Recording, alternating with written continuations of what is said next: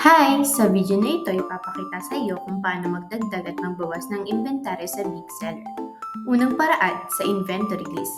Ito ang pinakasimple at direktang paraan upang baguhin ang iyong inventory. Pumunta sa inventory. Pagkatapos, piliin ang inventory list. I-click ang pencil icon sa ilalim ng available quantity. Baguhin ito pagkatapos i-click ang save. Ang pangalawang paraan ay ang add stock in or stock out list. Para sa manual stocking, sundin ang mga sumusunod na hakbang. Una, pumunta sa inventory at i-click ang manual stock in. Pagkatapos ay add stock in list. Pangalawa, pumili ng warehouse. Piliin ang stocking type, ordinary or return. Pagkatapos, i-click para kumpirmahin kung mag-stock in ka agad. Pangatlo, pumili ng merchant SKU. Ilagay ang stock in quantity. Maaari ring gamitin ang pag-scan ng SKU label o manual na pag-input ng pangalan ng merchant SKU. Pagkatapos, i-click ang submit. Kung hindi mo na-select ang stock in immediately, ang stock in list ay mapupunta sa pending list.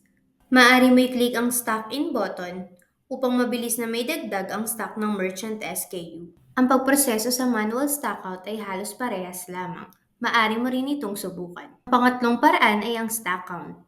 Una, pumunta sa inventory, i-click ang stock count, pagkatapos ay add count task. Pangalawa, puniin ang impormasyon ng count task.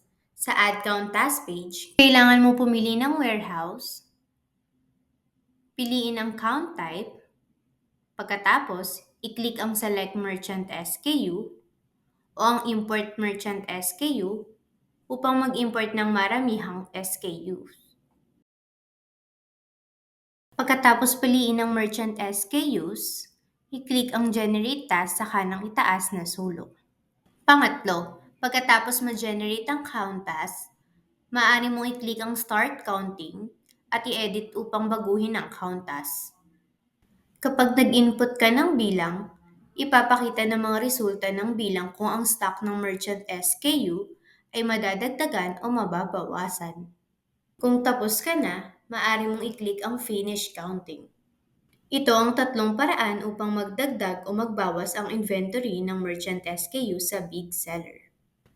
Kung mayroon kang anumang iba pang mga katanungan, mangyaring i-click ang chat with us sa kanang sulok sa ibaba upang makontak ang aming customer service para sa tulong. Ang aming customer service ay makikipag-9 sa iyo kaagad. Kung meron kang anumang mga katanungan, ilagay ito sa comment section. Salamat sa panonood! Huwag kalimutan mag-like, subscribe at manatiling nakatutok para sa higit pang mga upgrade at features sa Big Seller. Magkita-kita tayo sa susunod. Paalam!